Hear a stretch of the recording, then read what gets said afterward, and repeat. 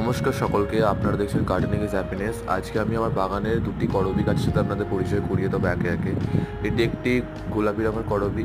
আপনারা দেখতেই পাচ্ছেন কতটা ফুলে ভরে গেছে। এর মাটি আমি তৈরি করেছিলাম শুধুমাত্র মাটি, গোবর সার, এই দুটি উপকরণ দিয়ে। আর শুধুমাত্র আমি সবজির খোসা আপনাকে পচিয়ে সেই জলটাকে একটু বেশি পরিমাণ জলের সাথে মিশিয়ে আমি ব্যবহার করেছিলাম। তাতেই আমার গাছটি ফুলে ভরে গেছে।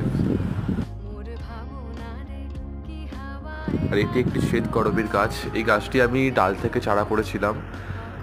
এই প্রথম বছর এটার আমি ফুল পেলাম। 2 বছর হচ্ছে গাছটির বয়স। এটির ক্ষেত্রে আমি সেই একইভাবে মাটি তৈরি করেছিলাম। আরও ভিডিও পেতে আমার চ্যানেলটি অবশ্যই সাবস্ক্রাইব করে দেবেন এবং পাশে বেল আইকনটি ক্লিক করে দেবেন এবং কমেন্ট করে জানাবেন যে কেমন লাগলো আপনাদের। সবাই সুস্থ থাকবেন, ভালো থাকবেন এবং অবশ্যই করে গাছ বসাবেন।